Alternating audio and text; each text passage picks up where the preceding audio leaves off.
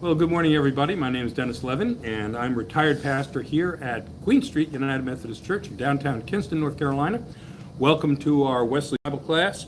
Today we're doing chapter 4 and 5, hopefully, of the book of Judges. So this is another one of those stories where you don't necessarily want the kids around.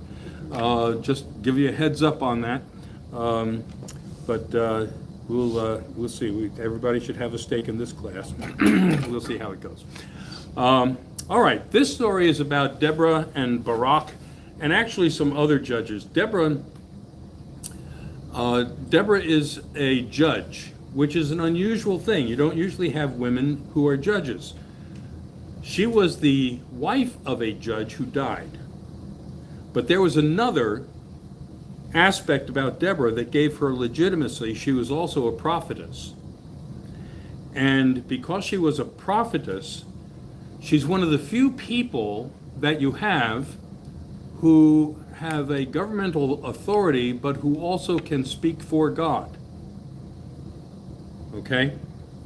So one of the reasons that nobody really dared to challenge her as a judge is that she had a direct connection going on.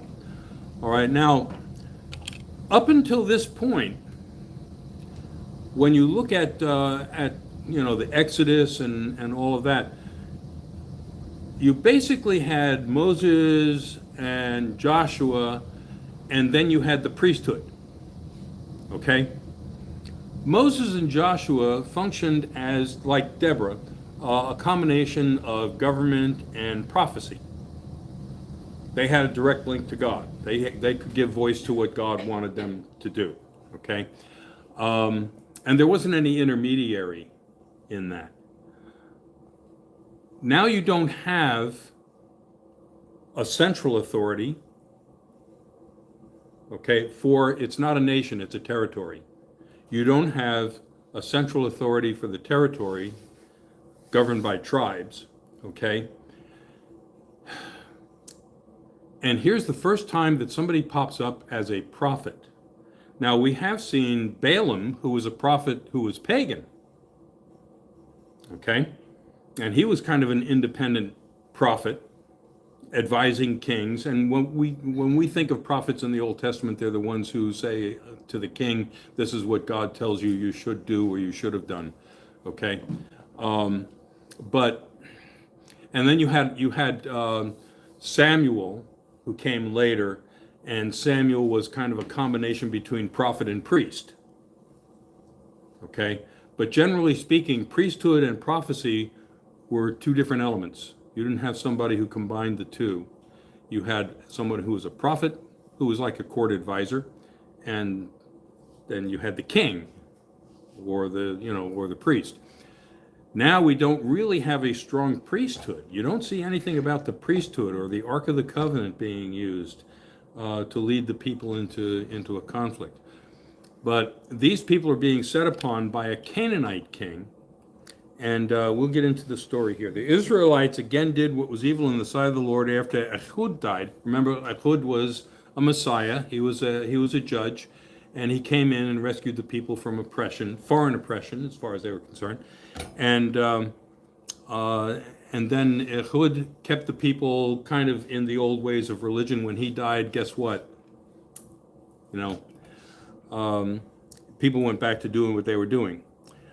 So the Lord sold them into the hand of King Jabin of Canaan, who reigned in Hazor.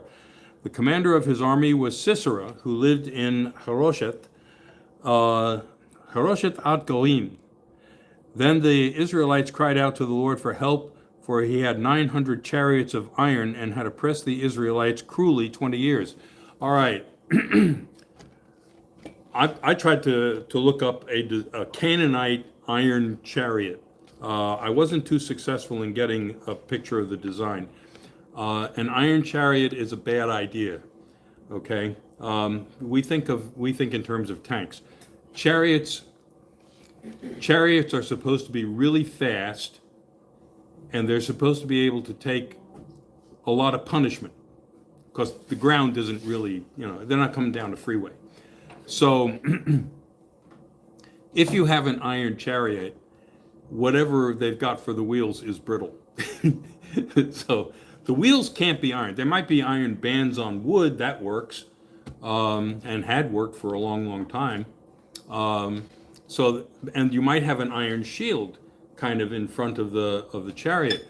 The problem is that once you do that, you have a very heavy chariot. So you're going to need lots of horses to pull it, and you're going to be going slow. The Egyptian chariots were incredibly effective against the Hittites because they were like on springs. They had a suspension, okay, and they were fast. They were really fast. They were very flexible. They were fast, and you could get right into another army's line very quickly with an Egyptian chariot. With a chariot of iron, not maybe so fast. Okay. Anyway, they had chariots of iron, and that was scary. That's one of the things about tanks that makes tanks effective on the battlefield is that they are really scary. Okay. Okay. At that time, Deborah, a prophet, wife of Lipudeth, was judging Israel. Well, it doesn't say that he died, so maybe she was not a widow. She used to sit under the palm of Deborah between Ramah and Bethel in the hill country of Ephraim, and the Israelites came up to her for judgment. Now, this is the Israelites, so you have people from many tribes that are coming to her for judgment, okay? Which is unusual, because that means she might be like the Supreme Court. I don't know. She sent and summoned Barak, son of Abinoam, from Kadesh in Naphtali, and said to him, "The Lord, the God of Israel, commands you, position yourself at Mount Tabor, taking 10,000 from the tribe of Naphtali and the tribe of Zebulun. I will draw out Sisera, the general of Jabin's army, to meet you by the Wadi Kishon with his chariots and his troops, and I will give him into your hand." Barak said to her, "If you will go with me, I will go. But if you will not go with me, I will not go." Okay, so it's like, oh yeah, lady, prove it. That kind of thing. Okay, you're going to put my life on the line. Guess what? All right. And she said, "I will surely go with you. Nevertheless, the road on which you are going will not lead to your glory, for the Lord will sell Sisera into the hand of a woman." Okay, and she wasn't talking about herself. Then Deborah got up and went with Barak to Kadesh. Barak summoned Zebulun and Naphtali to Kadesh, and 10,000 warriors went up behind him, and Deborah went up with him. Now Heber, the Kenite, had separated from the other Kenites, that is, the descendants of Hobab, the father-in-law of Moses, and had encamped as far away as Elon Bezaanim, which is near Kadesh. Okay, now these are Moabite. This is a Moabite tribe that came along with Moses on the Exodus. Okay, they are Kenites. They are not Israelites, they're Kenites. They're Gentiles. When Sisera was told that Barak, son of Abinoam, had gone up to Mount Tabor, and Sisera called out all his chariots, 900 chariots of iron, and all the troops who were with him from Harosheth Goim to the Wadi Kishon. Then Deborah said to Barak, "Up, for this day, this is the day on which the Lord has given Sisera into your hand.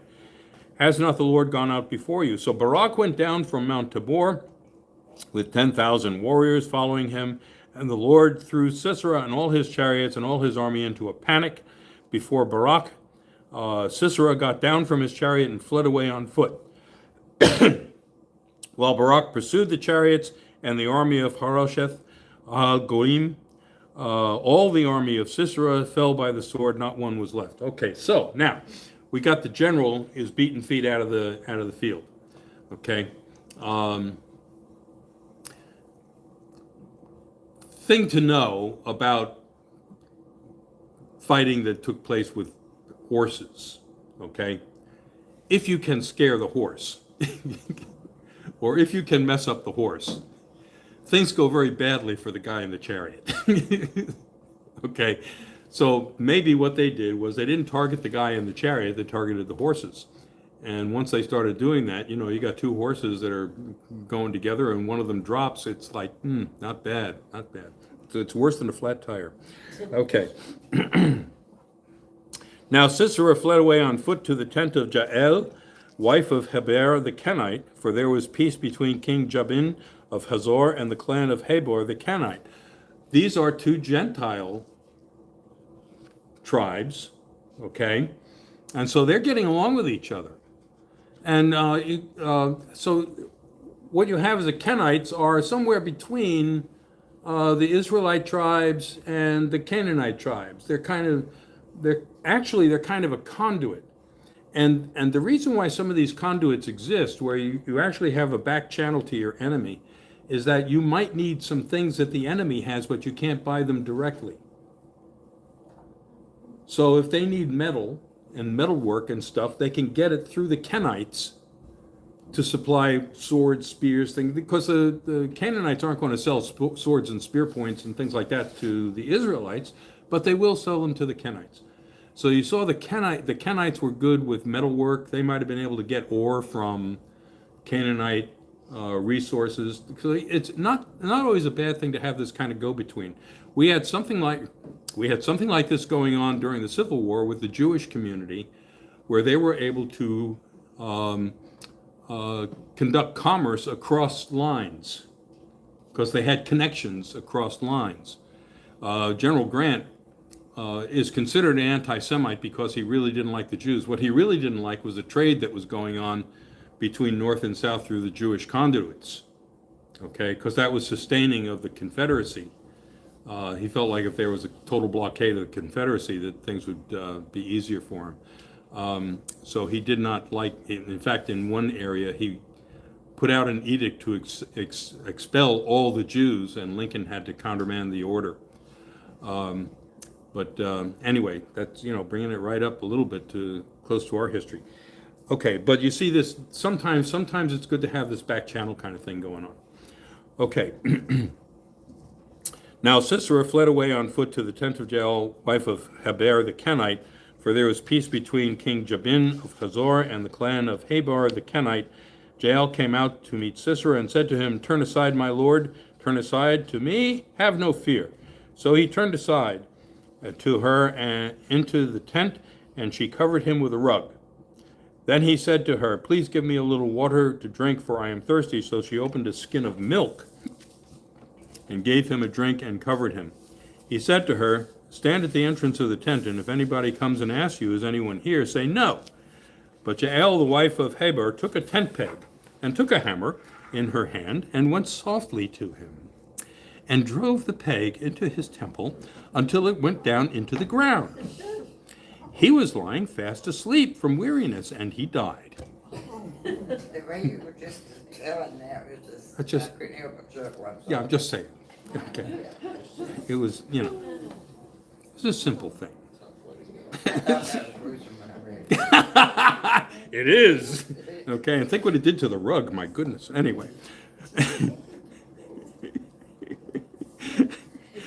What kind of strength would that take? Seems like you'd need a maul. Or a pretty sharp spike. Then as Barak came in pursuit of Sisera, Jael went out to meet him and said to him, "Come, and I will show you the man whom you are seeking." So he went into her tent, and there was Sisera lying dead with the tent peg in his temple. So on that day, God subdued King Jabin of Canaan before the Israelites, and the hand of the Israelites bore harder and harder on King Jabin of Canaan until they destroyed King Jabin of Canaan. All right, problem solved. Now, what's going on? What's going on is that as much as Barak brought resources and everything, the victory credit really goes to Deborah and to God. And here you have two women in this story that are, they're heroines. They're great. They show a lot of courage, leadership, initiative. I mean, okay, so maybe she was in cahoots with the Canaanites before this, but if they've all been whacked, then why, I think I'm going with the stronger side. So she kills the guy. There you go. And it would have been a bad thing if she'd left him alive in his tent when Barak showed up. I'm just saying. So, anyway, So you think that was a mercy killing? for her, yes, it was a mercy killing for her. If they had found that guy in her tent under a rug, it'd have been bad for, bad for her. Anyway, but she is celebrated. Now, some of the things you realize in the Old Testament, the women who are celebrated the most in the Old Testament are the women who get people killed. You have Esther, Queen Esther, okay, and what you do to, her adversaries, okay. What they do to a bunch of people who were going to whack the Jews under the old edict from the king, they ended up getting whacked. So, it's like the way to be a prominent heroine in the Old Testament was to make sure somebody was dead.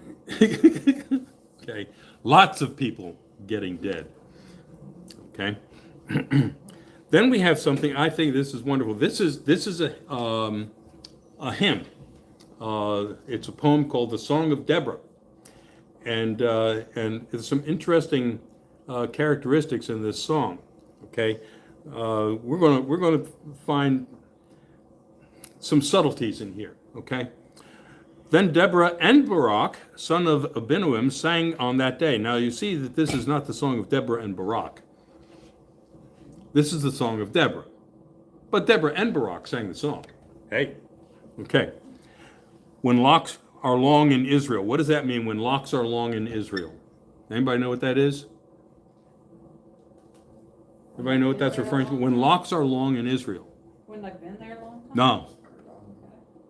No, and it doesn't have to do with a canal, okay? And it doesn't have to do with securing doors. Okay, remember Samson. Long hair. Long hair, right. Locks are long in Israel is a sign of devotion to God, okay? So if the men had, and you will see on some Orthodox Jewish sects that the men still wear long curls down their faces, okay? It's a sign of their allegiance to God, okay? Samson was a Nazirite, and that was a characteristic of Nazirites, is that they had a promise to God that they would not cut their hair. So when locks are long, that's what she's talking about. When the people offer themselves willingly, bless the Lord. Hear, O kings, give ear, O princes, to the Lord I will sing. I will make melody to the Lord, the God of Israel. Lord, when you went out from Seir, when you marched from the region of Edom, the earth trembled and the heavens poured. The clouds indeed poured water. The mountains quaked before the Lord, the one of Sinai, before the Lord, the God of Israel. In the days of Shamgar, son of Anat, in the days of Jael, caravans ceased and travelers kept to the byways. So you can see what's happening is that there was an embargo going on. The Canaanites were enforcing an embargo against Israel. So any of the caravans that were headed to Israel, they were interdicted by these Canaanites. The peasantry prospered in Israel. They grew fatter on plunder because you arose, Deborah, arose as a mother to Israel. When new gods were chosen, then war was in the gates. Was shield or spear to be seen among 40,000 in Israel? My heart goes out to the commanders of Israel who offered themselves willingly among the people. Bless the Lord. Sing of it, you who ride. In other words, Israel really was not defending itself. Okay. Sing of it, you who ride on white donkeys. Evidently, that's a status symbol. That's like the Tesla of, back then, a white donkey. You who sit on rich carpets, you who walk by the way, to the sound of musicians at the watering places. There they repeat the trumpet of the Lord, the triumphs of his peasantry in Israel. Look what he was talking about, peasantry in Israel. okay? She's saying this is a grassroots movement. This is something that the people have been complaining about, not the nobility. She says, listen, nobility, you're not paying attention to the people. Okay, the people are saying we need a break here, and she said the nobility is ignoring them because they've got it. They're okay. Okay, anybody see anything like that going on lately? I don't know. Okay, then down to the gates marched the people of the Lord. The people of the Lord. Awake, awake, Deborah, awake, utter a song. Arise, Barak, lead away your captives, O son of Abinoam. Then down marched the remnants of the nobles after the people. See, there's a grassroots movement. Okay? The people of the Lord marched down for him against the mighty. From Ephraim they set out into the valley, following you, Benjamin, with your kin. From Machir marched down the commanders, and from Zebulun those who bear the marshal's staff. The chiefs of Issachar came with Deborah, and Issachar faithful to Barak. Into the valley they rushed out at his heels. Among the clans of Reuben there were great searchings of heart. Why did you tarry among the sheepfolds to hear the piping of the flocks? Okay, so what she's doing is she's mocking the tribes that did not show up. Reuben says, well, I'll think about it. Okay, so evidently the call went out to all the tribes. Now, under Joshua, during the early part of the invasion of Canaan, all the tribes, and he made sure that even the tribes of Manasseh, were engaged in the conquest of the whole land. Okay? Towards the end, there were tribes that were saying we didn't get enough property, and Joshua would tell them, well, you got enough, folks, go take care of it yourself. So all of a sudden you see tribes under Joshua beginning to undertake these predations by themselves without any other tribal support. So the fragmentation has already begun under Joshua. Among the clans of Reuben there was great searching of heart. Gilead stayed beyond the Jordan. And Dan, why did he abide with the ships? Asher sat still at the coast of the sea, settling down by his landings. Zebulun is a people that scorned death. They were scared. They were cowards, Zebulun. I'm sorry. They were brave. Zebulun was brave. They were part of it. They scorned death. No problem. Okay. Naphtali too on the heights of the field. The king came. They fought. Then fought the kings of Canaan at Taanach by the waters of Megiddo. They got no spoils of silver.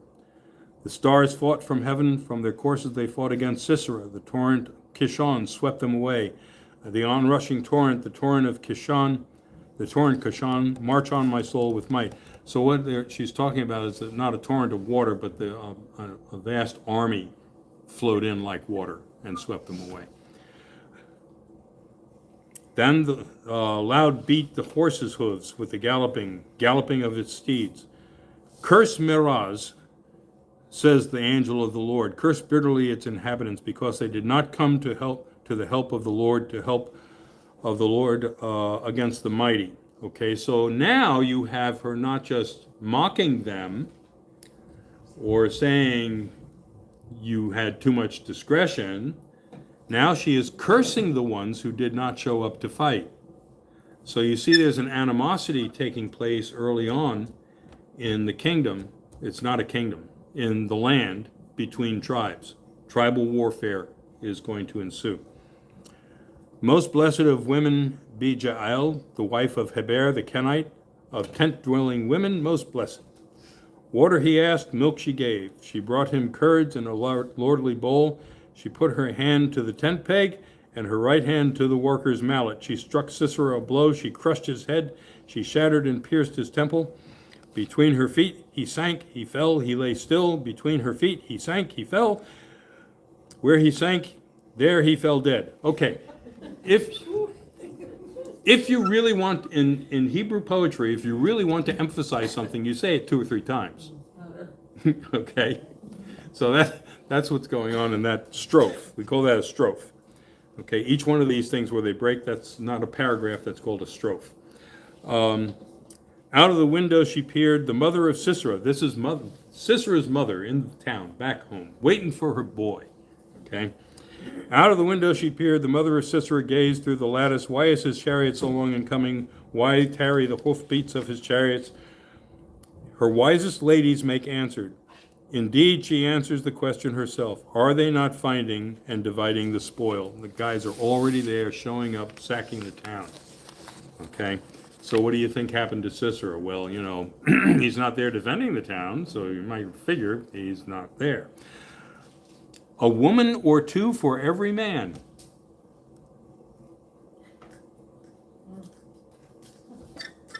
How about that? Spoil of dyed stuffs for Sisera. Spoil of dyed stuffs embroidered. 2 pieces of dyed work embroidered for my neck as spoil. So all of a sudden she's losing all of her stuff. Okay, so perish all your enemies, O Lord, but may your friends be like the sun as it rises in its might, and the land had rest for 40 years. Another bloody chapter from Judges. Okay. You see in this poem a celebration of victory with the help of God, okay? But you also see in this chapter a tremendous amount of animosity between the tribes.